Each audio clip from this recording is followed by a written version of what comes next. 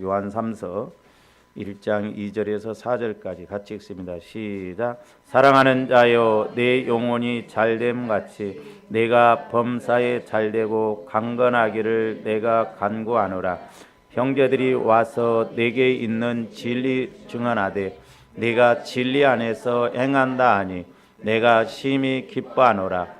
내가 내 자녀들이 진리 안에서 행한다 함을 듣는 것보다 더 기쁜 일이 없도다. 아멘. 다시 한번 기도를.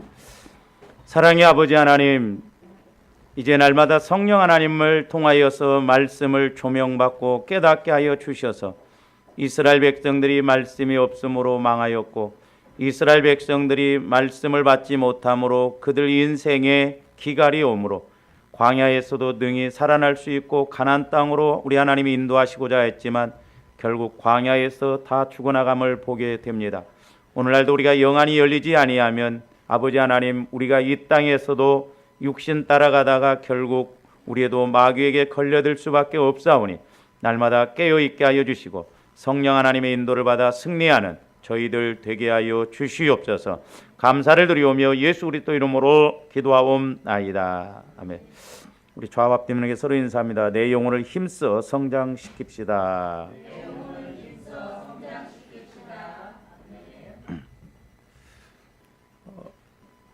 그 영혼 성장함에 있어서는 세 가지가 꼭 이루어져야 됩니다. 하나는 저와 여러분들이 말씀을 먹어야 돼요. 말씀을. 그래서 말씀은 영혼의 양식이라고 그랬잖아요. 근데 우리 한국 교회는 두 패로 나눠졌어요. 보면 말씀 위주로 간다고 하는 사람들은 큐티만 이렇게 하면서 그쪽으로만 막 하고, 또 기도꾼들은 소위 말해서 기도파들은 말씀 뭐 필요가 있냐, 성령의 음성을 들으면 되지 해가지고 막 기도만 하는데 그게 아니에요. 그래서 말씀과 기도해서 이제 이렇게 나무로 말하면 소위 말해서 타박타박한 나무가 돼서 은사나 은혜, 축복이 와야 될 줄로 믿습니다. 그러니까 조함들이 말씀이 있다고 한다면 기도를 해야 되고, 기도를 하면 또 말씀이 와줘야 돼요. 그러면 이제 우리 영혼이 잘 돼요. 그래서 이제 말씀은 영혼의 양식이고 기도는 영혼의 호흡이다 그랬어요. 그러니까 애들도 먹고 호흡해야 자꾸 성장하거든요. 그리고 이제 또 하나는 뭐냐? 이제 여러분들이 금요일 날 유튜브를 좀 꼭 들으세요. 금요일 날 왜 우리가 못 넘어가느냐? 내가 말씀 따라서 이렇게 하려고 하면 고난이라고 생각하거든요. 육신적으로. 그러니까 우리가 그냥 영혼을 따라서 가야 되거든요. 그래야 육신을 넘어가거든요. 그리고 이제 전도는 영혼 운동이에요. 내가 얼마만큼 영혼이 강건한가. 그리고 또 환난. 이렇게 환난도 이제 자꾸 겪으면서 영혼이 성장하면 육신적인 생각을 버리고 자꾸 이제 영적으로 먼저 생각하게 되고, 조함들이 어려움이 와봐요. 사람이 겸손해집니다. 그렇죠? 그러니까 환난을 통해서도 우리의 속 사람이 자꾸 이렇게 자라나는데, 이제 오늘 말씀, 특별히 이제 오늘 1장 2절 말씀, 사랑하는 자여, 내 영혼이 잘됨 같이 내가 범사에 잘되고 강건하기를 내가 간구하노라. 이 말씀을 잘못 저와 여러분들이 이해하면 영혼이 잘되기 위한 목적이 범사가 잘되고 강건하기 위해서 영혼이 잘되어야 되겠다 이렇게 생각하면 그건 우리가 잘못된 생각입니다. 그러니까 내 영혼이 잘 되어서 물질 축복, 건강 축복 거기에다만 초점을 맞추면 안 됩니다. 영혼이 잘 되는 복은 물질 축복, 건강 축복과 같은 레벨 선상에다 놓고 생각하면 안 된다 이 말입니다. 그러니까 영혼이 잘 되니까 범사도 잘 되고 강건하더라. 물론 틀린 말은 아니에요. 영혼이 잘 되면 나무가 뿌리가 튼튼하면 줄기도 가지도 열매를 맺히고 그 자연적 현상이거든요. 그러나 저와 여러분들이 영혼 잘 되기 위한 목적이 단지 물질 축복, 건강 축복 받기 위해서 같은 선상에다 놓고 생각하면 안 된다라고 하는 거죠. 영혼이 잘 되는 복은 그야말로 범사가 잘 되고 강건한, 그건 따라오지만 차원이 다른 복이에요. 할렐루야. 그러니까 영혼이 잘 되는 것, 범사가 잘 되고 강건한 것 분명히 따라오지만, 그러나 차원은 다르다라고 하는 것이죠. 왜 차원이 다르냐? 이제 우리가 지난 시간에 요셉의 경우를 우리가 봤는데, 자 보세요, 요셉이 이제 하나님께서 함께하심으로 형통했다고 그러는데, 이제 영혼이 잘 되면 왜 네 배 차원이 다르냐면, 저와 여러분들이 현상적인 복, 말하면 범사가 잘 안 되고 내가 강건하지 않다 할지라도 영혼이 잘 되면 그 환경을 능히 이길 수가 있다라고 하는 것입니다. 그래서 영혼이 잘 돼야 돼. 근데 우리는 영혼이 잘 된다고 그래가지고 내가 은혜 받았는데 왜 환경적으로 이렇게 어렵냐? 내가 은혜 받았는데 왜 나에게 이런 질병의 고통이 오느냐? 그렇게만 생각해버리면 안 된다 이 말이죠. 그러니까 영혼이 잘 되면 그런 환경적인 것 분명히 때로는 더딜 수도 있고 힘들 수도 있지만 어떤 고난이 왔을 때 그 고난을 이기고 갈 수 있는 힘, 형통이 온다 이 말입니다. 그래서 자 다시 한번 창세기 39장 1절에서 4절 봅니다. 자 요셉이 잘 보세요. 저기 요셉이 이끌려 애굽에 내려가매 바로의 신하 친위대장 애굽 사람 보디발이 그를 그리로 데려간 이스마엘 사람의 손에서 요셉을 사니라. 지금 요셉이 어떻게 팔려갑니까? 노예로, 종으로 팔려가요. 보디발의 집에. 2절 여호와께서 요셉과 함께 하심으로 그가 형통한 자가 되어 그의 주인 애굽 사람의 집에 있으니 그랬어. 아니 지금 요셉 입장에서 보면 오늘날 조합들의 식으로 생각한다고 한다면, 아니 하나님이 함께 하셔서 형통함은 지금 노예 신분이에요. 노예 신분. 보디발의 집에 지금 팔려갔다 이 말입니다. 이게 무슨 형통이냐 이 말이에요. 그렇잖아요. 우리 식대로 생각하면 하나님의 함께해서 영혼이 잘 되어지면 범사가 착착착 팔려갔다가도 다시 야 니네 고향으로 돌아가라 보내야 되는데 지금 종이라니까요. 하나님이 함께 하셨는데 종이에요. 그게 형통이냐 이 말을 우리가 육신적으로 본다고 한다면 형통이라고 볼 수 없죠. 더 나아가서 19절 이래서 23절 보세요. 이제 보디발의 아내가 이렇게 요셉을 꼬시다가 안 되니까 누명을 씌워버립니다. 그의 주인이 자기 아내가 자기에게 이르기를 당신의 종이 내게 이같이 행하였다 하는 말을 듣고 심히 노한지라. 보디발의 아내가 유혹을 하다가 지금 요셉이 도망가 버리잖아요. 그러니까 이 이제 보디발의 아내가 막 성질이 나니까 막 거꾸로 말을 해가지고 막 누명을 씌워버려요. 21절 여호와께서 요셉과 함시고 그에게 인자를 더하사 간수장에게 은혜를 받게 하시매. 저기도 보면 요셉과 함께 하시고 그랬어요. 지금 그러니까 요셉이 지금 종으로 팔려간 것도 억울한데 거기서 죄의 누명을 쓰고 어디로 가요? 결국에는 감옥으로 가요. 그게 형통이에요? 그러니까 조원들 신앙생활을 육신적으로만 해석하고 보고 가면 해답 안 나옵니다. 지금 요셉이 하나님과 지금 보디발의 집에서부터 함께해서 형통하셨다고 한다면 감옥을 안 가야 되는데 오히려 이제 더 힘들게 감옥으로 가버린다 이 말입니다. 22절 간수장이 옥중 죄수를 다 요셉의 손에 맡김으로 그 재반 사물을 요셉이 처리하고 23절 간수장은 그의 손에 맡긴 것을 무엇이든지 살펴보지 아니하였으니 이는 여호와께서 요셉과 함께 하심이라. 여호와께서 그를 범사에 형통하게 하셨더라. 조함들이 아까 두 군데를 말씀을 봤죠. 그 말씀의 의미를 잘 생각해. 형통이라고 하는 것을 우리 식대로 육신적인 차원에서만 그냥 범사가 잘 되고 육신이 강건하고 그냥 만사 형통 그런 식으로만 생각하면 안 된다 이 말이에요. 그래서 이제 결국 요셉이 꿈을 해석하고 국무총리가 되죠. 그리고 애를 둘 낳는데 아들을 둘 낳는 데 있어서 그가 이름을 지면서 그 요셉이 그동안 힘들었던 것에 대한 고백이 나오는데 창세기 41장 51절에서 52절 보세요. 요셉이 그의 장남의 이름을 므낫세라 하였으니 하나님이 내게 내 모든 고난과 내 아버지의 온 짐 일을 잊어버리게 하셨다 하며 그랬어요. 자, 저기 보면 내 모든 고난과 그랬어요. 근데 요셉이 얼마나 고난을 당했어요. 형들 때문에. 하마터면 죽을 뻔했어요. 죽을 뻔했습니다. 보디발의 집에 종으로 팔려왔죠. 또 거기서 죄의 누명을 쓰고 감옥에 갔죠. 얼마나 억울해요. 그게 형통이냐 이 말이에요. 근데 하나님의 말씀은 요셉과 함께함으로 형통했다 그랬어요. 그리고 저기 보면 아버지의 온 집 일을 잊어버리게 하셨다 이 말이에요. 요셉이 얼마나 또 형들 때문에 상처가 많았어요. 상처가. 조아님들이 상처 같은 거 빨리빨리 잊어먹어야 될 줄로 믿습니다. 그건 결국 나를 잡게만.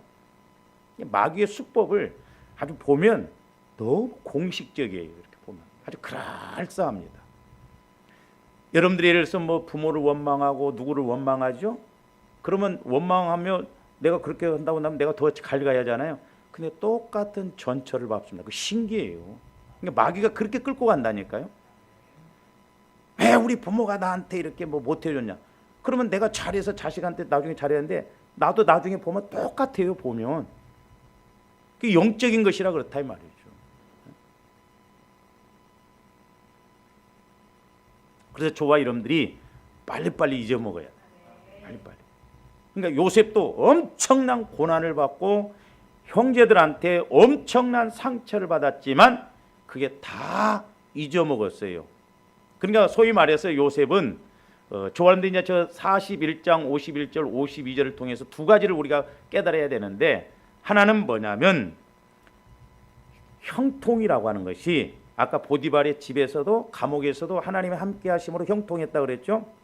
첫 번째 형통은 고난을 이기는 형통이에요. 할렐루야.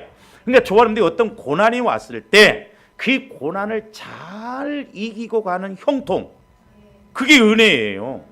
그게 하나님의 함께 하신 것이다 이 말입니다. 근데 대부분 사람들이 고난이 오고 문제가 오면 원망하고 불평하고 내 상처를 자꾸 끄집어내서 마귀한테 이렇게 지게 만듭니다. 그러니까 요셉은 종으로 팔려갔을 때 종의 입장에서 형통하게 했어. 그러니까 가족 종무됐어. 감옥에 갔어. 감옥에 가서도 죄수 그 취급을 받아야 되는데 하나님의 함께 하심으로 죄수 취급을 받지 않고 오히려 그 죄수들을 치리하는 그런 은혜를 받았다 이 말이에요. 그러니까 첫 번째 고난은 뭐냐면 하나님의 함께 하시는 고난이라고 하는 것은 그 고난을 이길 수 있는 형통. 우리 인생에 있어서 고난이 없는 사람이 누가 있습니까? 다 고난이 있거든. 그래서 저는 그렇게 생각해요. 저와 여러분들이 문제가 없을 수도 없고 다 크고 작은 문제가 있습니다. 옛날에 제가 삼각산에서 기도하고 내려오다가 그 성북동에 보면은 지금도 뭐 고래등 같은 집들이 있더라고. 우리는 막 야씨 떨린다. 저런데 어떻게 들어가서 전도를 하냐 그런 마음을 품었을 때 성령께서 내 안에서 대뜸 맞받아치시는 말씀이 다 병들었다 그러더라고. 그러니까 문제 없는 사람은 없어요. 여러분들 명동 가서 보세요. 아무리 밍크 코트 입고 막 외제차를 타고 다녀도 가 물어봐요. 문제 없냐고. 오히려 그런 사람들이 더 문제 있을 수가 있어요. 그러니까 자꾸 세상으로 나가서 세상으로 뭘 해결하려고 한다. 고통이 없는 사람이 없어요. 그래서 복받은 사람은 누가 복받은 사람이냐? 어떤 고난의 문제가 오더라도 그때 그 고난을 잘 헤치고 가는 사람이 믿음 좋은 사람이요, 우리가 형통한 사람이에요. 할렐루야. 근데 요셉이 그랬잖아요. 요셉 종으로 팔려가든 감옥을 가든 어디를 가든 그 상황 속에서 그것을 능히 이기고 갈 수 있는 은혜가 고난을 이기고 갈 수 있는 형통이다 이 말이에요. 이것도 못하면서 우리가 어떻게 그냥 저절로 곧 형통이 오겠어요. 그렇잖아요. 그래서 고난은 필수예요. 필수. 왜? 육신이 있기 때문에 그렇다. 그래서 조합대 육신을 뛰어넘어야 돼요. 할렐루야. 그래서 이제 우리 영혼을 통해서 자꾸 이렇게 가야 우리가 승리할 수 있고, 이제 또 하나는 뭐냐면 저기 있는 말씀처럼 요셉이 뭐라고 했어요? 모든 고난과 온 집의 일을 잊어버리게 하셨다 하며 그랬죠. 아니 아무리 요셉이 과거에 형들한테 팔리고 그렇게 막 죽게 될 상황인데 잊어먹어요? 안 잊어먹어요? 바보가 됐다는 거예요? 안 잊어먹어요. 다 기억하고 있어요. 잊어먹었다는 건 뭐요? 그걸 내 식으로 해석하는 것이 아니라 하나님의 시각으로 문제로 여기지 않았다 이 말입니다. 할렐루야. 그러니까 좋아하는데 영혼이 잘 되어서 자꾸 우리 마음이 이제 상처받은 마음, 가시밭 같은 마음이 자꾸 영혼이 지배를 해서 그런 마음들이 없어져야 될 줄 믿습니다. 그래서 옛날에 저도 이제 기도할 때 영혼이 마음을 밭삼아서 영혼이 마음을 걸음 삼아서 그러니까 영혼이 힘이 없으면 상처받은 마음, 돌짝밭 같은 마음, 가시밭과 같은 마음이 그럴 수 있냐 뭐 어쩌냐 자꾸 쓴뿌리 어두움 생각 그런 걸로 인해서 내 생각을 내 마음을 휘어잡아서 은혜를 못 받게 하거든요. 근데 이제 내 마음이 자꾸 치유가 되어지면 상처받은 것도 그래 내가 용서해 줄게 용서가 되고 없는 것처럼 잊어먹어 이렇게 생각이 안 나게 만들고 할렐루야. 그러면 영혼이 자꾸 성장해서 우리 마음에 그런 마음 영혼이 성장해서 마음에 그런 것들이 처리되어지면 문제를 문제로 상처를 상처로 여기지 않는다 이 말. 그래서 요셉이 잊어먹었다 그래서 어떻게 우리가 잊어먹습니까? 안 잊어먹어요. 근데 그것을 기억하지 않고 상처를 상처로 쓴뿌리를 쓴뿌리로 생각하지 않았다. 그러니까 영혼이 자꾸 자라나서 우리 마음이 이렇게 영혼에 휩쓸리면 그런 것에 연연하지 않는다 이 말. 그러니까 자꾸 영혼을 통해서 말씀이 자라나면 처음에는 그 새가 씨를 먹을 수 있는 겨자씨를 먹었는데 나중에 겨자씨가 자라나서 나무처럼 새들이 깃든다고 했잖아요. 그러니까 아무리 어떤 문제가 와도 나를 세게 공격해도 내 안에서 그것을 지킬 수 있는 그것을 넘어갈 수 있는 힘이 와진다 이 말. 그 말씀을 통해서 내 영혼이 자꾸 건강해야 된다 이 말. 그러니까 요셉은 저렇게 되니까 보디발의 집에 갔던 감옥에 갔던 어떤 상황에도 그것을 고난을 고난으로 생각하지 않고 어려움을 어려움으로 생각하지 않아요. 근데 우리가 말씀을 좀 보시면은 창세기 52절 한번 보세요. 저기 이제 41장 52절. 차남의 이름을 에브라임이라 하였으니 하나님이 나를 내가 수고한 땅에서 번성하게 하셨다 함이라. 그러니까 하나는 아까 보여 고난을 이길 수 있는 고난을 잊게 하는 형통의 복.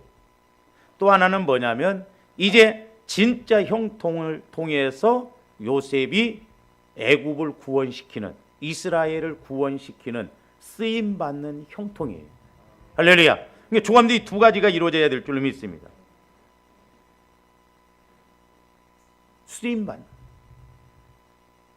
내가 이제 어떤 문제가 와도 문제를 잘 해결해 나갈 뿐만 아니라 남도 살리는. 할렐루야. 교회도 세우고 남도 살리고 그래서 이렇게 쓰임받는 때로는 나라에서 직장에서 어디에서든지 쓰임받는 그 단계까지 가야 된다 이 말이죠. 근데 우리는 요셉이 그냥 애굽의 국무총리가 됐습니다. 거기만 생각하지 요셉이 감옥에서 형통해서 그 고난을 이기고 가는 그런 마음은 갖지를 않아요. 그 요셉의 형들이 어떻게 합니까? 이제 우리 그 창세기 갑자기 제가 우리 그 41장 2장에서 한번 보세요. 42장. 이게 영적인 건 심은 대로 거둡니다. 창세기 42장 21절 한번 보세요. 그들이 서로 말하되 우리가 아우의 일로 말미암아 범죄하였도다. 그가 우리에게 애걸할 때에 그 마음의 괴로움을 보고도 듣지 아니하였으므로 이 괴로움이 우리에게 임하도다. 그러니까 요셉이 창세기 37장 24절 25절에 보면 구덩이 거기 물들어 있으면 그냥 요셉은 죽었어요. 근데 이 형들도 아주 악하잖아요. 그 깊이가 3, 4m 누가 꺼내주지 않으면 나오지 못합니다.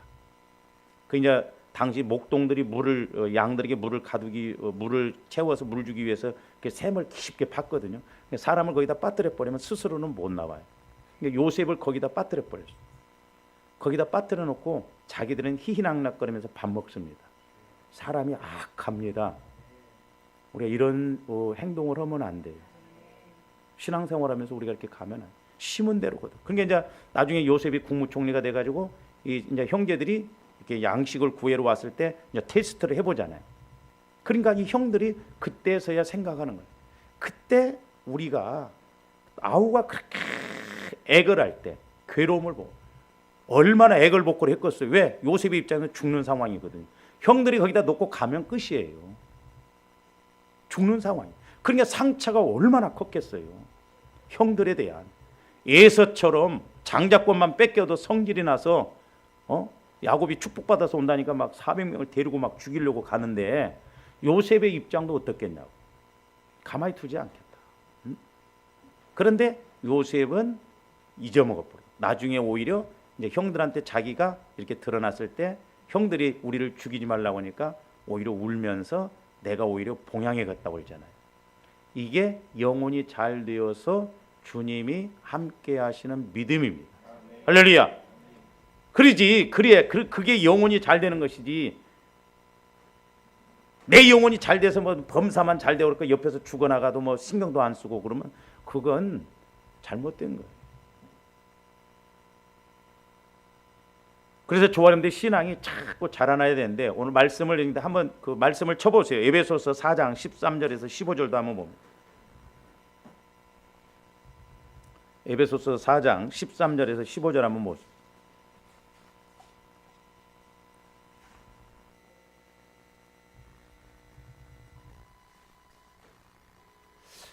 보세요. 우리가 다 하나님의 아들을 믿는 것과 아는 일에 하나가 돼요. 조합대 꼭 저걸 이뤄야 돼요.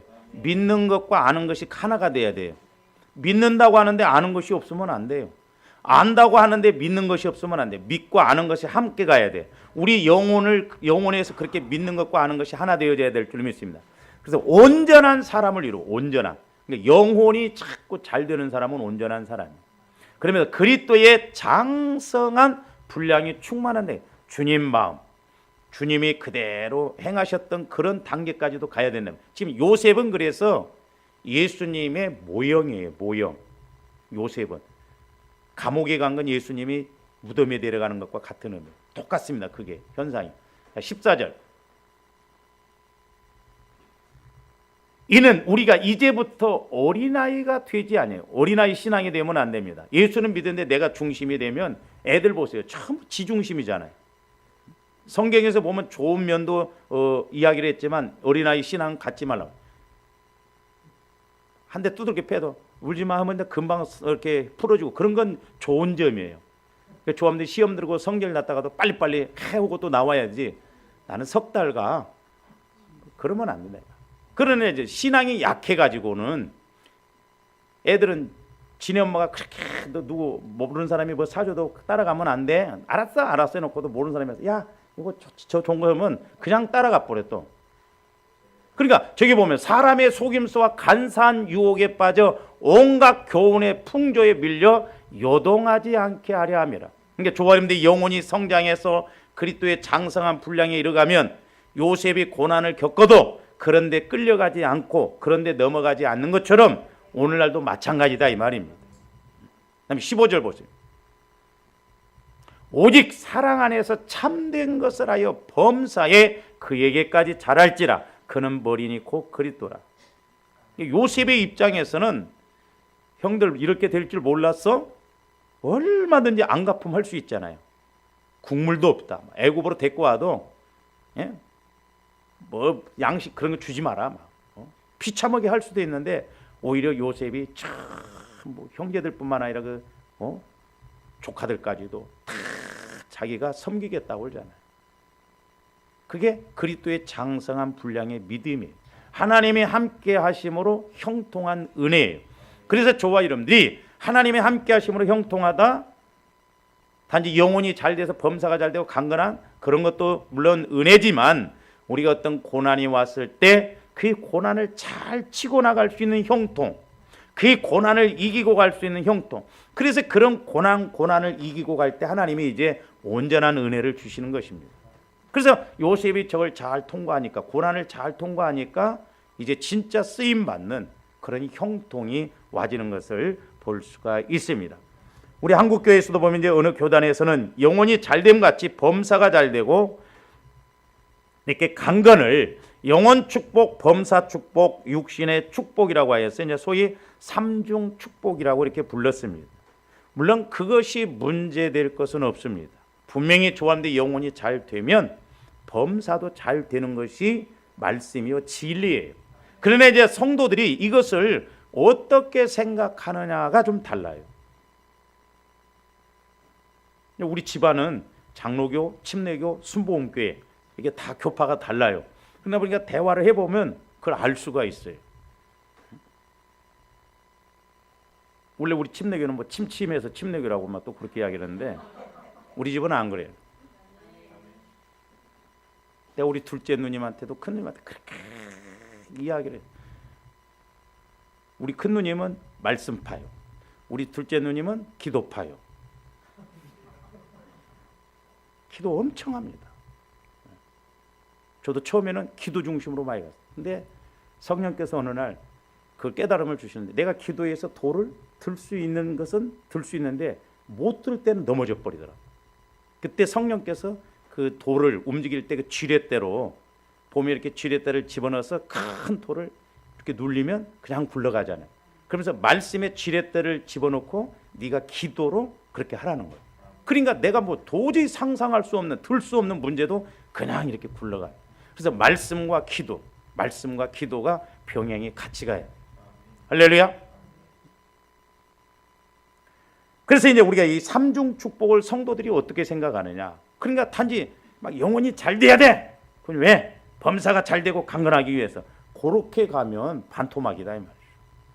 그래서 조가림들이 이번에 이 말씀을 통해서 좀 세 가지로 조금 이렇게 그 문제를 생각해 봐야 되는데, 이 삼중 축복을 똑같은 선상에다 놓고 생각하는 것은 문제라는 거예요.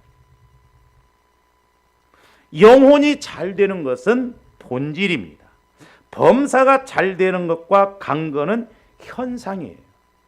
말하자면 뿌리와 가지처럼 본질은 눈에 보이지 않는 것이고 현상은 눈에 보이는 거예요. 그래서 영혼이 잘 되는 것과 범사가 잘 되는 것은 차원이 다릅니다.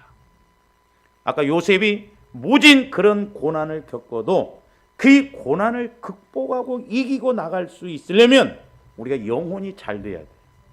할렐루야.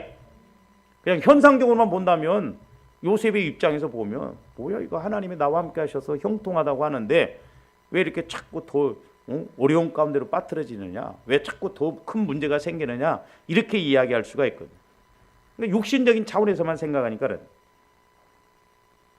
그래서 자칫 이 세 가지를 똑같은 선상에다 놓고 생각하면서 무조건 그냥 주시옵소서, 주시옵소서, 막 영혼이 잘됨 같이 범사가 잘 되고 강건하게 해주시옵소서. 그리고 무조건식으로 해갖고 영혼 잘 되는 것하고 범사 잘 되는 것도 강건을 같은 레벨 선상에다 똑같이 놓고 생각하면 안 된다. 정확하게 보세요. 영혼이 잘 되는 것은 잘 되게 해달라고 기도한다고 해서만 되는 것은 아니에요. 아니 어린아이가 태어났으면 지가 밥도 먹고 운동도 하고 말도 잘 듣고 그래야 자꾸 건강히 커지. 엄마가 해줘야 돼, 엄마가 해줘야 돼. 그럼 저절로 잘 커져요? 물론 먹는 것이야 좀 챙겨줄 수 있죠. 그러니까 조합이 영혼이 잘 되려면 내가 말씀도 먹고 내가 자꾸 기도도 하고, 그래서 하나님이 내 영혼을 자꾸 이끌어 주셔야 돼요.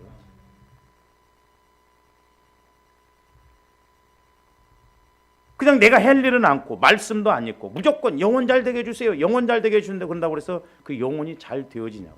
하나님이 하실 일이 있고 내가 할 일이 있다 이 말입니다. 자, 오늘 말씀에서 사도 요한이 가이오에게 왜 영혼이 잘됨 같이라고 말씀하셨는가를 알아야 돼요. 사도 요한이 개인에게, 가이오에게 내 영혼이 잘됨 같이 범사가 잘되고 강건하기를 내가 간구하노라, 왜 개인에게 했던 말이 복음에 이렇게 채택이 돼서 성경에 이렇게 말씀하고 있는가? 우리가 흔히 생각하는 영혼이 잘됨 같이 범사가 잘되게 해주세요, 그런 차원이 아니에요. 왜 사도 요한이 가이오에게 그런 축도적인 그런 기도를 해줬는가? 우리가 이 의미를 알아야 될 줄로 믿습니다. 그 부분은 나중에 가서 좀 이렇게 뒤에 가서 설명하기로 하고요. 그 다음에 두 번째로, 영혼이 잘 되고자 하는 것이 자칫 범사의 복과 강건의 복을 받는 수단으로 생각하면 안 돼요. 자, 잘 보세요. 영혼이 잘 되는 것이 목적인데, 제가 이제 우리 그 둘째 누님은 그쪽 계통이잖아요. 대화를 해보면 그쪽 사람들이 영혼이 잘 돼야 된다고 생각하는데, 실제 영혼이 잘 되는 것이 목적이 아니라 목적은 어디에 갔냐면 범사가 잘 되고 강건하게. 초점이 거기에 막혀있어요. 그러니까 영혼이 잘 되는 것이 목적인데 영혼이 잘 되는 것이 수단으로 가버려요. 범사가 잘 되고 강건한 것이 목적이 돼버립니다. 그렇게 되면 안 돼요. 거꾸로 생각한다 이 말, 거꾸로. 우리가 본질을 수단으로 생각하면, 즉 영혼이 잘 되는 것을 수단으로 생각하면 영혼이 잘 되는 것에 대해서 중요하게 여기지 않습니다. 안 그럴 것 같죠. 그러니까 범사가 막 잘 되기 위한 것, 그것이 목적이 돼버리고 영혼이 잘 되는 것이 수단이다 하면은 그 영혼이 잘 되는 것에 대해서 그렇게 중요하게 여기질 않아요. 무조건 기도해서 막 영혼이 잘 되게 해주셔서 범사도 잘 되고 강건하게 막 무대포로 이런 식으로 가지, 영혼이 잘 되기 위해서 내가 뭘 해야 되는가, 왜 영혼이 잘 돼야 되는가, 그 목적을 잊어먹어 버린다 이 말이죠. 그러니까 영혼이 잘 되는 것은 수단이 아니고 목적이다. 범사가 잘 안 되더라도, 내가 건강하지 않더라도, 우리 예수님은 일찍 돌아가셨잖아요. 33살에. 잘못된 거예요? 그러니까 우리가 자꾸 그런 세상적으로 생각하다 보니까 범사가 잘 안 되면 영혼이 안 돼서 그렇구만, 신앙에 문제가 있어서 그렇구만, 이렇게 해버리면 안 된다 이 말이죠. 어떻게 보면 우리가 육신적으로 이렇게 신앙생활하다 보면 한쪽으로 너무 지금 치우쳐져 있어요. 저도 그래서 개인적으로 말씀을 조명을 받고 보면 우리가 생각하는 것하고 너무 다를 때가 많아요. 이게 갭을 어떻게 하면 좀 줄여 가느냐, 이 갭을. 그래서 좀 우리 교인들만, 성도들만이라도 좀 이렇게 변화시켜 보려고 해도 안 돼, 잘.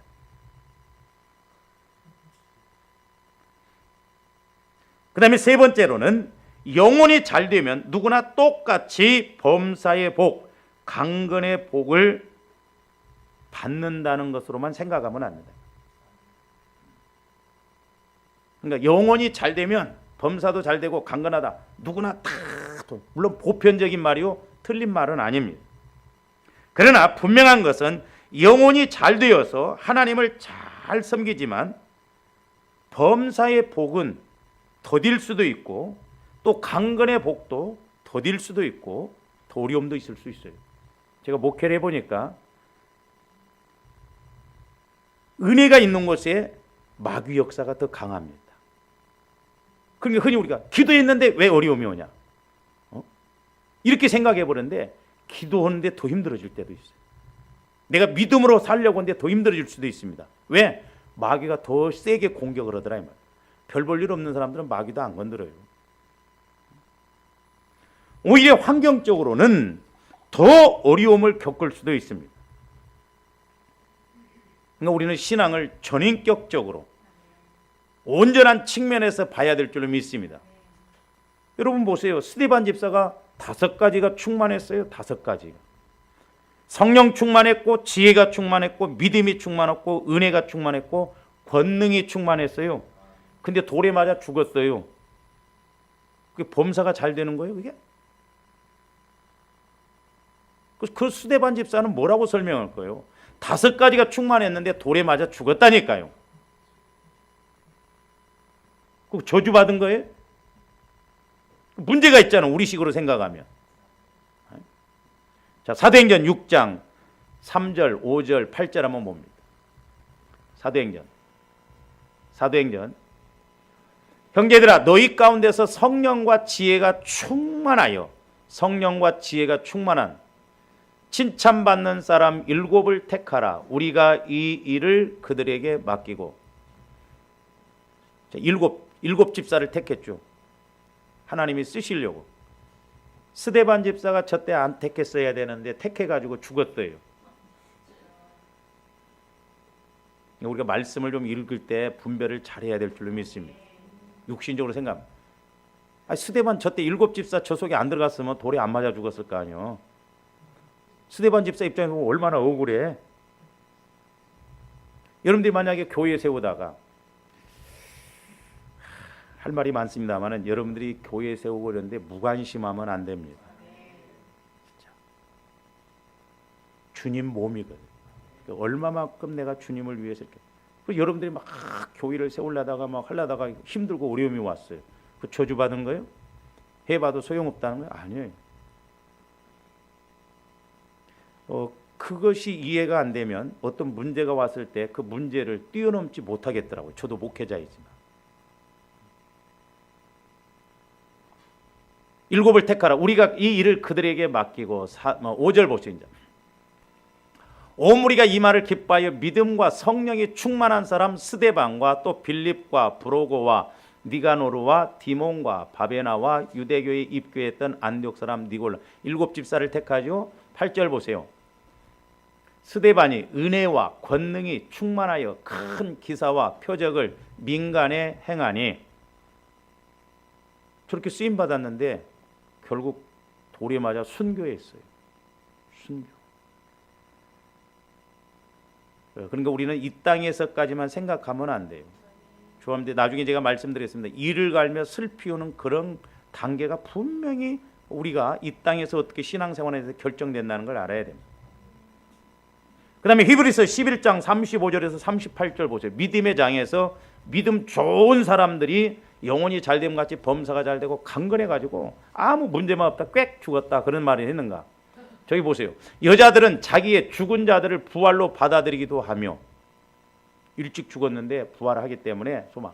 또 어떤 이들은 더 좋은 부활을 얻고자 하여 심한 고문을. 어떤 부활이 좋은가 낮은가 요거 알아야 돼요. 그게 뭐예요? 저와 여러분들이 얼마만큼 이 땅에서 신앙생활하느냐에 따라서 우리가 첫째 부활에 나가느냐 못 나가느냐 그런 의미를 알아야 돼요. 부활이 뭐 1등, 2등, 3등 그게 있는 건 아니에요. 우리가 저 이해를 잘해야 됩니다. 근데 저기 보면 더 좋은 부활이라는 건 내가 알곡되어서 진짜 첫째 부활, 천년 왕국에 들어가는 것이 더 좋은 부활. 그러니까 사도 바울은 저것 때문에 몸부림쳤다고 그랬어요. 얻고자 하여 심한 고문을 받되 구차히 풀려나가기를 원하지 아니하였다. 오히려 내가 첫째 부활에 이 땅에서는 길어봐야 7, 80년이거든. 그렇죠. 좀 일찍 죽고 늦게 죽고 그 차이지. 그러나 거기 나라가에서는 그야말로 멸류관 받을 수 있는 천년 왕국에서 왕 노릇하는 영원한 그 세계가 있기 때문에 이 땅에서 고문받고 뭐 톱으로 킴을 당하고 좀 뭐 순교당하고 그런 걸 구차하게 여기지 않았다 이 말이죠. 우리 성경식으로 쓴다면 어떻게 해요? 핍박이 와서 예수를 떠났다. 아마 하나님의 조함들 대해서 성경을 쓴다고 한다면 저 구절을 가지고 온다면 고난이 오기 전에 벌써 떠나버렸다 우리는. 36절. 또 어떤 이들은 조롱과 채찍질 뿐만 아니라 결박과 옥에 갇히는 시험도 받았으며. 37절. 돌로 치는 것과 톱으로 켜는 것. 세상에 톱으로 죽임을 켜서 사람을 톱으로 켜서 죽였다니까요. 저런 예수를 뭐하러 믿어? 저 저주인데 육신적으로 생각하면. 그 다음에 시험과 칼로 죽임을 당하고. 스데반 집사가 목베 있잖아요. 돌에 맞아 죽어요. 돌에 맞아. 돌로. 와, 그 인도네시아에서 예수 믿는다고 그 목사랑 뭐 유튜브 같은 데 갖고 보면 세상에 산 사람을 불러 태워서 죽이는 거 내가 그것도 봤거든요. 와, 끔찍하더라고. 끔찍해. 히브리서 11장에는 믿음의 장에서 나오는 사람들의 모습이라니까. 당하고 양과 염소의 가죽을 입고 유리하여 궁핍과 환난과 학대를 받았으니 38절 이런 사람은 세상이 감당하지 못하느니라. 그들이 광야와 산과 동굴과 토굴에 유리하여. 어떤 목사님이 말씀하시기를 지금 우리나라가 그래도 이렇게 은혜 가운데 살아가는 것은 우리 선배들이 순교를 당해서 그 순교의 은혜로 지금 이렇게 살아간다. 그 순교의 은혜가 끝나면 우리나라가 심각하다. 저는 동감합니다. 우리 선조들이 뿌려놓은 그 순교의 핏값이 지금 우리를 이렇게 은혜 가운데 끌고 가면, 그러나 우리들은 그렇게 신앙생활하지 못한다고 한다면 불행한 일이다. 조아님들이 영혼이 잘 되어져야 하는, 영혼을 성장시켜야 할 그 목적을 확실히 우리가 알아야 될 줄로 믿습니다. 그러므로 우리가 예수를 믿으면 무조건 만사형통식으로 생각해서는 안 됩니다. 우리 기독교는 만사형통식의 그런 기독교가 아니에요. 그런 복이 아닙니다. 예수 믿어 오히려 핍박받고 어려움 가운데 처할 수 있고 영혼이 잘 되는데 현상적으로는 저렇게 고난받고 어려움을 겪을 수가 있어요. 옛날에도 제가 이렇게 기도할 때 내 종아 천국에 와서 보면 너무 다르게 이렇게 보여지는 것이 많을 것이다. 천국에 와서 보면, 이 땅에서 보면 믿음이 좋은 것 같은데 믿음이 없는 사람이 있고, 믿음이 없는 것 같은데 믿음이 좋은 사람이 있고, 천국에 가면 뒤바뀌는 일들이 너무 많다. 저도 근데 가끔 속상하면 에이 빨리 천국이나 가버렸으면 좋겠다. 오늘 말씀에서 보면 사도 요한이 가이오에게 영혼이 먼저 잘 되기를 축복한 것은 그가 그냥 잘 먹고 잘 살도록 하기 위한 것이 목적이 아니라 가이오가 말씀 안에서 진리 안에서 순종과 사랑으로 더 잘하도록 그렇게 되도록 하기 위해서 네 영혼이 잘됨 같이 범사가 잘되고 강건하라는 것이죠. 자, 그 3절 한번 보세요. 3절. 형제들이 와서 내게 있는 진리를 증언하되 내가 진리 안에서 행한다 하니 내가 심히 기뻐하노라. 그러니까 요한 3서 1장 2절만 똑 떼가지고 영원히 잘됨같이 범사가 잘되고 강건하기를 축복합니다. 아멘. 진리 안에서 행하지도 않으면서. 그러니까 이 가이오라고 하는 사람도 대단한 사람이에요. 가이오 입장에서 보면 사랑과 순종으로 당시에 이제 나중에도 또 말씀을 드렸습니다만 그때 당시에 그 순회 전도자 이렇게 돌아다니면서인데 그 사람들을 진짜 잘 섬겼다 이 말이에요. 괜히 사도 요한이 개인적으로 이렇게 말하는 게 아니라니까요. 그 행함이 뭡니까? 5절 보세요. 오늘 읽진 않았지만 사랑하는 자여 네가 무엇이든지 형제 곧 나그네 된 자들에게 행하는 것은 신실한 일이니 그랬어요. 자, 당시 여러 교회를 돌보면서 복음을 전하고 가르쳤던 이 순회 전도자들을 말하는 거예요. 나그네 된 자들이야. 베드로, 바울, 바나바, 빌립 등이 순회 전도자였습니다. 당시에는 교회가 그렇게 세워지지 않았기 때문에 핍박받고 어려움 겪으면서 그렇게 돌아다니면서 복음을 전하는데 이 가이오라고 하는 사람이 그런 사람들을 극진히 사랑과 겸손으로 그렇게 대접하고 그들을 뒷바라지하고 그랬다 이 말이죠. 그러면서 6절 보세요. 저도 좀 여러분들한테 이런 부탁을 할 수 있는 좀 관계가 됐으면 좋겠어요. 그들이 교회 앞에서 너의 사랑을 증언하였느니라. 가이오가 사랑을 이렇게 사랑으로 막 하는 것을 많은 사람들이 증언했다 이 말이에요.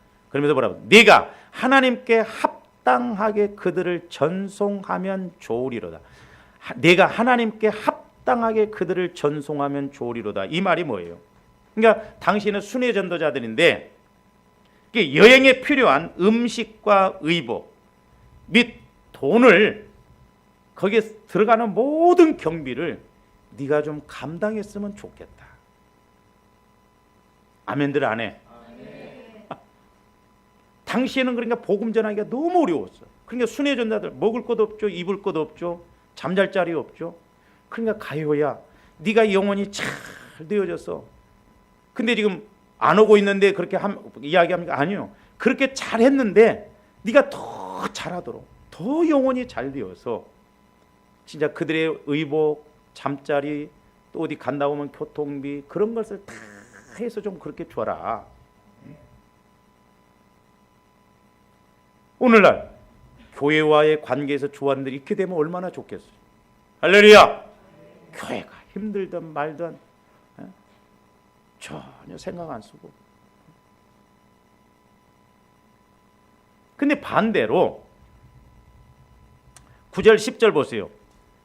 가이오 같은 사람이 있는가 하면 또 디오드레베 같은 사람이 있어요. 내가 두어 자를 교회에 썼으나 그들 중에 으뜸되기를 좋아하는, 교회에서 뭐든 칭찬 듣고, 우리 아버지 형제간이 오형제간인데 그 사촌 형이 일도 하나 안 해. 그러면서 막 이렇게 놓고 칭찬은 사촌 형이 다 듣더라고. 교회에서도 보면 꾸중물을 혼자 다 일으키고 다니면서 칭찬은 다 들으려고 하고, 핵심적일 때는 빠져버리고. 지금 디오드레베가 그랬어요. 으뜸되기를 막 칭찬 듣고 막 인정받기는 좋아하면서도 우리를 맞아들이지 아니하니, 그러므로 내가 가면 그 행한 일을 잊지 아니하리라. 그가 악한 말로 우리를 비방하고도 오히려 부족하여 형제들을 맞아들이지도 아니하고 맞아들이고자 하는 자를 금하여 교회에서 내쫓았다. 그게 지금 당시에는 순회 전도사 베드로가 왔어, 사도 바울이 왔으면 막 가이오 같으면 아이고 어서 오시라고 그러면서 입을 것 또 막 음식도 대접하고 또 가면 교통비도 줘서 그렇게 하는데, 이 디오드레베라고 하는 사람은 뭔 소리야? 교회 막 발걸음도 못하게, 그리고 또 그것을 도와주는 사람들을 향해서도 그렇게 못하도록. 왜 그렇게 하냐고. 아니 자기가 안 하면 남이 하는 것까지는 말리지 말아야 할 거 아니에요. 근데 오늘날 안 그럴 것 같죠? 예? 여러분들은 안 그럴 것 같죠? 예?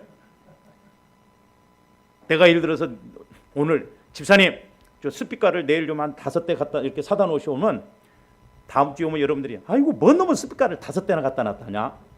여러분들이 안에서도 그 소리 합니다. 이게 영적 원리가 그래서 저는 이제 조금 그래서 여러분들이 뭔 말하면 분별이 되어져요. 아 저게 왜 저렇게 말을 하는가? 그래서 여러분들이 저한테 말을 잘 안 하지.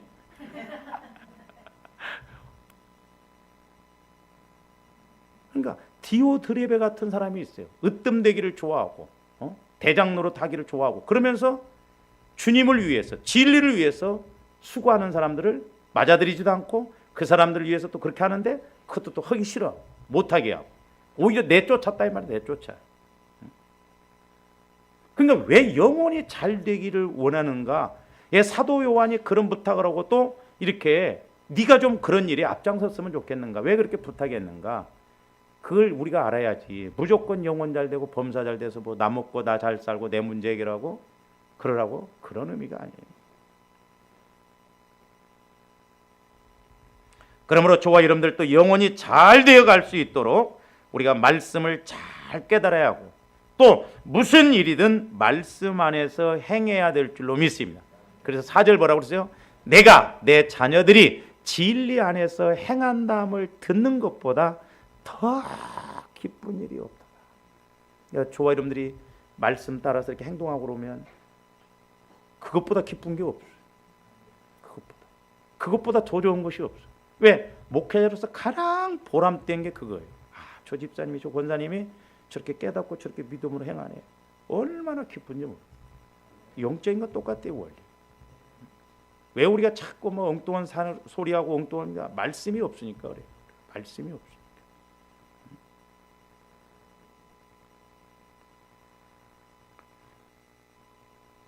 우리가 5절에서도 보면 당시 가이오는 복음을 전하는 순회 전도자들을 후히 대접하는 듯 항상 진리와 사랑으로 행했다 이 말이에요. 진리와 사랑으로. 그는 탐욕스럽게 자기의 것을 움켜쥐는 자가 아니라 사도들의 가르침을 따라서 낯선 나그네에게도 자기의 것을 나누고 베풀며 후히 대접할 줄 아는 겸손하고도 사랑이 많은 사람이었어요. 가룟. 그래서 사도 요한이 개인에게 편지를 보낸 이 요한 3서가 이렇게 채택되었다는 것 대단한 은혜예요. 저와 여러분들도 우리 이름이 천국에는 생명책, 행위책, 말라기서 보면 기념책이 있다고 그랬어요.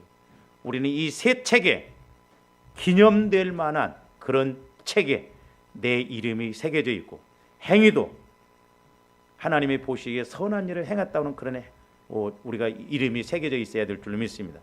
지옥 갔다 오고 그런 사람들 간증 들어보세요. 막 말로 죄 지은 사람들은 막 혓바닥을 해가지고 뭐 그렇게 고통 가운데 두고 막 그런다잖아요. 가봐야 알겠어요, 우리가?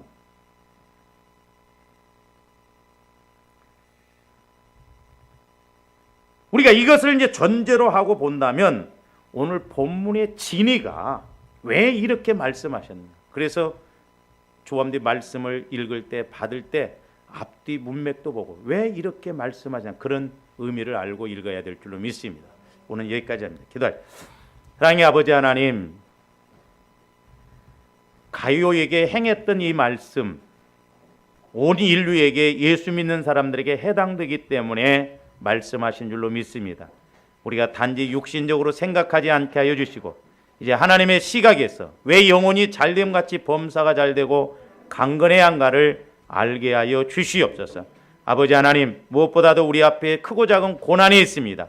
그 고난 가운데서도 고난을 잘 이기고 하나님이 함께 하시는 형통을 체험할 수 있는 아버지 하나님 은혜가 있게 하여 주시고 더 나아가 이제 많은 사람들을 옳은 대로 이끌을 수 있는 형통의 복도 받게 하여 주시옵소서. 감사를 드리오며 예수 그리스도 이름으로 기도하옵나이다. 아멘.